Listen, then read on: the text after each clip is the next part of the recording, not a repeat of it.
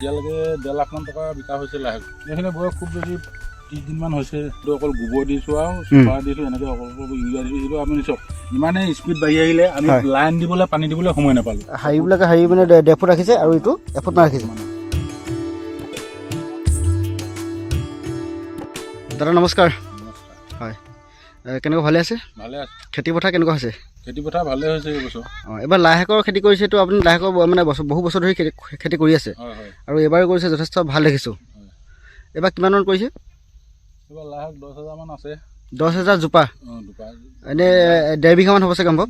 2 বিঘা মানে হ'ব। 2 বিঘামান হ'বনে? গুটিখিনি লগাই 2 বিঘা হ'ব। হয়, 2 বিঘামান কৰা হৈছে। এতিয়ালৈকে 1.5 লাখমান টকা বিকা হৈছে লাই শাক। 2 বিঘাত 1.5 লাখমান টকা বিক্ৰী কৰিছে? গৈছোঁ এতিয়ালৈকে। আৰু আছে, আৰু গোটেই আছেই, সৰভাগ আছেই, আৰু পোৱা যাব 10-20 হাজাৰমান টকা। মানে এইটো আগতীয়াকৈ কৰাৰ কাৰণে অলপ বেছি লাভ পাইছে নহয় জানো? পইচাটো মানে আগতীয়া মানে আমাৰ চিলাপথাৰত 4টা থাকে, এতিয়াও 15 টকা 16 টকা কেজি গৈ আছে। হয়, এতিয়াতো ডিচেম্বৰ আজি কেইটাৰিখ পালেহি? ডিচেম্বৰ আজি মানে 15 তাৰিখ। আজিও এতিয়া 2 কুইণ্টেল ছিঙিব, এতিয়া মানুহ আহিব। এতিয়া ডেইলি 2 কুইণ্টেল 3 কুইণ্টেল এনেকৈ ছিঙি থকা হয়। আমাৰ ইয়াৰ পৰা চিলাপথাৰ বেপাৰীয়ে খুজিয়ে থাকে, এই গাড়ী ওলাই অৰুণাচল পঠিয়াই চব। হয় হয় হয়। দাদা এইখিনি এতিয়া আমি যিখিনি দেখি আছোঁ, এইখিনি কেতিয়া ৰুইছিলে আপোনালোকে? এইখিনি একেবাৰে শেহত ৰোৱা, এইখিনি কাটি লাষ্টৰ আঘোণৰ এনেকুৱাতে ৰোৱা। কাটি লাষ্ট বা আঘোণৰ দুবাৰ ছিঙা হৈছে। দুবাৰ ছিঙা আছে। ইমান পাত আছিলে, এতিয়া কালি ছিঙি দিলোঁ যে, সেইকাৰণে অলপ পাতলা দেখিছে। আকৌ 4-5 দিনৰ পিছত আকৌ ফিলাপ হৈ যাব, পুৰা ডাঙৰ ডাঙৰ হৈ যাব পাত। দাদা আমি অকণমান আঁতৰত যিখিনি দেখিছোঁ, এইখিনি এই ঘৰ এটা কাষতে যিখিনি লাই শাক আছে যে, সেইখিনি আগতে অলপ সেইখিনি কিমান কেতিয়া ৰোপণ কৰিছিলে? সেইখিনি কাটি আহিনতে কৰা হৈছিলে। আহিনতে কৰিছেনে? অঁ, মানে অলপ আগতীয়াকৈ কৰিলে বেছি ভাল হয় নহয় জানো? আগতীয়া কৰিলে পাতটো ওজন নহয়, কিন্তু কথা ক'ব গ'লে একেই হয়। আগতীয়া কৰিলে পাতটো হিমটো নপোৱালৈকে লাই শাকৰ পাতটো ওজন নহয়। আগতীয়াকৈ আপুনি ভাদ মাহত কৰিলেও শাওণ মাহত কৰিলেও পাতটো পাতলা হ'ব, লখু হ'ব, কষ্টটো বেছি হয়। কিন্তু শেহতীয়াকৈ পাতটো ইমানেই, আপুনি 2-3 এইখিনি আগদিনা ছিঙা চব পাতটো কিমান বহল হৈছে, সেইখিনি কালি ছিঙিছোঁ চব। এইখিনি আগদিনা ছিঙোতে পাতটো বহল হৈ গ'ল, দেখিলে নাই? এইখিনি আকৌ কাইলৈ থাকি পৰহিলৈ চৰহিলৈ ছিঙিব হ'বই। এইখিনি কালি ছিঙিছোঁ, এইখিনি তাৰ আগদিনা ছিঙিছোঁ। এইকেইটা দিলে আকৌ বহল হৈ গ'ল। এনেকৈ 3-4 দিনত ছিঙিব পাৰি। 3-4 দিনত মানে ছিঙিব পাৰি। 3 দিনৰ পিছতে ছিঙিব পাৰি আকৌ নে। কিন্তু ভাদ মাহত বা আহিন মাহত হ'লে মানে তেতিয়া এসপ্তাহ 8 দিন 9 দিন সেনেকৈ লাগি যায়। তাৰমানে পাতটো বাঢ়ি নাযায়, গৰম হৈ থাকে। কিন্তু সেইদিনৰ দামটো অলপ বেছি পাইছেগৈ। দামটো বেছি পায়, কিন্তু একেটাই হয়। উৎপাদনটো বেছি হয় পাতটো। 1 কুইণ্টেল ওলাই, তাত 5 কুইণ্টেল ওলায়। এতিয়া আকৌ 1 কুইণ্টেল ওলাব, সেই একেই হৈ যায়। কিন্তু আগতীয়া কৰিলে লাভটো পোৱা যায় কম। দাদা এইখিনি এতিয়া মানে এইটো নদীৰ মাটি, সাৰুৱা মাটি গম পাইছোঁ, আৰু বিশেষ কিবা হেৰি পদ্ধতি অৱলম্বন কৰিছোঁ যাৰ ফলত মানে ইমান ধুনীয়া হৈ উঠিছে? আমাৰ অৱলম্বন একো কৰা নাই। এইটো অকল গোবৰ দিছোঁ আৰু চুপাৰ দিছোঁ, এনেকৈ অকল ইউৰিয়া দিছোঁ। এইটো আপুনি চাওক, ইমানেই স্পীড বাঢ়ি আহিলে আমি লাইন দিবলৈ পানী দিবলৈ সময় নাপালোঁ। কাতি মাহত ৰুইছিলোঁ যে, লাষ্টত কাতি মাহত ৰুলে বৰ সোনকালে ৰুলোঁ, পানী দি দিলোঁ, তাৰপৰা আকৌ লাইন দিবলৈ সময় নাপালোঁ। এনেকৈ দুবাৰ ছিঙিলোঁ। এতিয়া লাইন দিবলৈ নহ'বই, এনেকৈ থাকিয়ে গ'ল আৰু ডাঙৰ হৈ গ'ল, নহ'ল। লাইন দিব মানে আপুনি মাটিখিনি হুইল মাৰি চহাই দিয়া কথা আছে নেকি? এইটো লাইনটো মাটি চপাই দিয়া হয় যে, এইটো চপাবলৈ নোৱাৰিলে, সেই আগতীয়াখিনি চপোৱা আছে, সেইটো চপাবলৈ সময় নাপালোঁ। এতিয়া এনেকৈ হৈ থাকিব। ইয়াৰ মাটিটো বহুত সাৰুৱা যে, হাৰিবিলাকৰ মাজত 2 ফুট মান ৰাখিছে চাগে ন দাদা? এইটো 1.5 ফুট মান আছে। এইটো হাৰিবিলাকে মানে 1.5 ফুট ৰাখিছে, আৰু এইটো 1 ফুট মান ৰাখিছে। 1 ফুট মান এনেকৈ কৰিব লাগে লাহে আচলতে ন?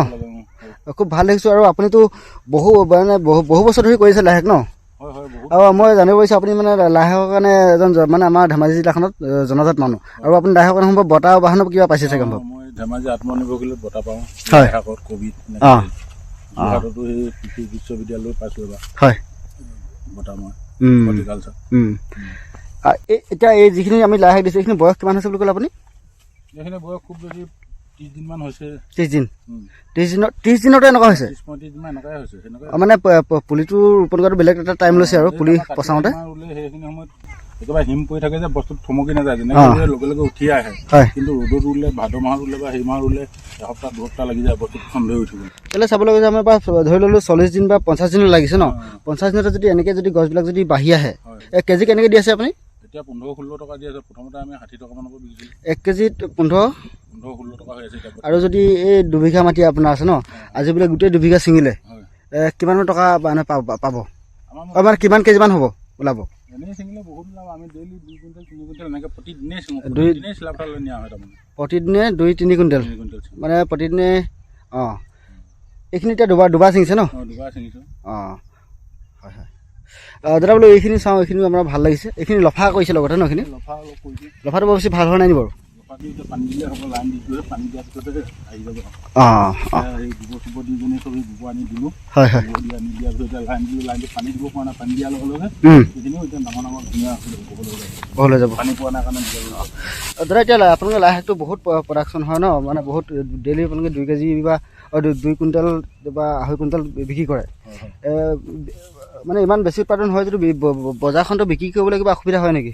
নাই, আমাৰ চিলাপথাৰ বজাৰত বহুত ভাল বিক্ৰী কৰিবৰ কাৰণে। আমাৰ চিলাপথাৰত যিমান নিয়ে আপুনি, যি চব্জি নিয়ে, লাই, মূলা, কবি, এনেকুৱাই বজাৰ চাহিদা আছে নহয়। চব অৰুণাচল যায়, ডিব্ৰুগড় যায়, ইপিনে গোগামুখলৈকে, লখিমপুৰলৈকে ইপিনেও নিয়ে মানুহে, বিক্ৰী হয়। যিমান প্ৰডাকশ্যন কৰিলেও বজাৰখনৰ কাৰণে চিন্তা প্ৰডাকশ্যন কৰিলেও বিক্ৰীৰ কাৰণে ভয় কৰিব নালাগে। চিলাপথাৰত লাগিলে এটকা কম হ'ব পাৰে, কিন্তু বিক্ৰীটো হ'বই আৰু চাহিদাও বহুত আছে। এতিয়া আমি এইখিনি দেখিছোঁ লাই শাক, আপুনি এইখিনি আহিন মাহতে লগোৱা নহয় জানো? আহিন মাহত লগোৱা, আহিন মাহৰ পৰা এতিয়ালৈকে লাগিয়ে আছে, পইচা পাই আছে মানে ন? এতিয়া আজি ছিঙিলোঁ বোলে, আমি আকৌ কিমান দিনৰ পাছত ছিঙিব পাৰিম? চিঙা 3 4 দিনতে ছিঙিব পাৰি আৰু। এতিয়া আমি কালি পানী দিছোঁ আকৌ। হয়, এতিয়া আকৌ এইবিলাকৰ পানী পোৱাৰ লগে লগে ইহঁতে নিজে মাটিৰ পৰা সেই সাৰটো টানি ল'ব পাৰিব। পানীটো নাপালে শুকাই গ'লে মানে ইহঁতে খাদ্যটো খাব নোৱাৰে যে। এতিয়া একো সাৰ চাৰ নিদিওঁ, এনেকৈ নিজে পানী দি দিলে নিজে এই মাটিৰ পৰাই খাদ্যটো খাই থাকিব। এইটো আমাৰ জাতটো কি লোকেল নে এইটো? এইটো লোকেল জাত। মই এই দিছিলোঁ ন কাৰোবাক কৃষকক লাগে যদি বুলি, মই এনেকৈ গুটি দিম বুলি 2-3জন মানে নিলেও বাৰু গুটি। মই গুটিটো ঘৰতে ৰাখোঁ। ঘৰতে ৰাখি এইখিনিতে গুটি ওলাব নেকি? গুটি ৰাখিবনে? গুটি দিলে ৰাখিম, ইয়াতে হৈ যাব গুটি। হৈ যাব। তাত যদি এতিয়াতো কোনো কৃষকে যদি যোৱা বছৰকে যদি কৰোঁ বুলি ভাবে, তেওঁ বীজটো পাবই আপোনাৰ ওচৰত? মোৰ লগত যোগাযোগ কৰিলে পাই যাব ন? মই প্ৰতি বছৰ ৰাখোঁ গুটিটো। আপোনাৰ ফোন নম্বৰটো মনত আছে নেকি? ফোন নম্বৰটো আছে 9954633447। এই নাম্বাৰটো মই স্ক্ৰীণত লগাই দিম। তাৰপিছতে কোনো কৃষক যদি বীজৰ প্ৰয়োজন হয় বা লাই শাকৰ খেতি দুইটা আইডিয়া লওঁ বুলি ভাবে, তেওঁলোকে আপোনাৰ লগত আহি যোগাযোগ কৰিব লাগে। যদিও কিবা কিবি কবি চবি এনেকৈ বাম খেতি কৰিবলৈ আগতীয়াকৈ পৰামৰ্শ লাগে, তেতিয়া মই দিব পাৰিম। আৰু আমি দেখিছিলোঁ, আমি যেতিয়া আপুনি লাই শাকৰ পুলি প্ৰস্তুত কৰি আছিলে, তেতিয়া দেখিছিলোঁ মানে আহিন কাতি মহীয়াত মুকলিকৈ আপুনি পুলিখিনি প্ৰস্তুত কৰা নাই। তাৰ সলনি আপুনি এটা ঘৰ বনাই লৈছিলে এখন পলিথিনে। বৰষুণ পাই যায়, হয়, এটা মানে পুলিবিলাক অংকুৰিত কৰিবৰ কাৰণে এটা আপুনি ব্ৰেড বনাই তাৰ ওপৰতে এখন পলিথিন লগাই লৈছিলে নহয় জানো? মানে পলিহাউচ টাইপত অকণ বনাই লৈছিলে, সৰু পলিহাউচ। তাৰপিছত তাতে পুলিবিলাক প্ৰস্তুত কৰিছিলে। আগতীয়াকৈ কৰিবলৈ হ'লে পুলিবিলাক প্ৰস্তুত তেনেকৈ কৰিব লাগিব। কিন্তু আঘোণ মাহ কাতি মাহত কৰিলে মানে নালাগে, তেতিয়া বৰষুণটো নাহে। তেতিয়া মুকলিকৈ ছিটিয়ালেও হ'ব। আগতীয়া কৰিলে মানে সেই বেড বনাই কিনে ওপৰত দিব লাগিব।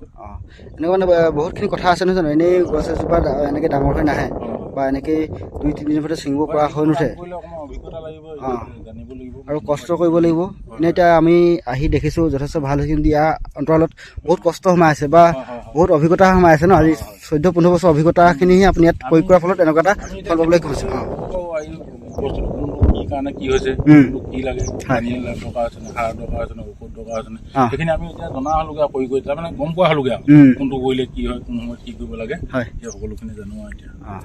দাদা ধন্যবাদ, আপুনি বহুখিনি গুৰুত্বপূৰ্ণ কথা ক'লে, যিখিনি আমাৰ কৃষকসকলক সহায় কৰিব। হয়, ধন্যবাদ।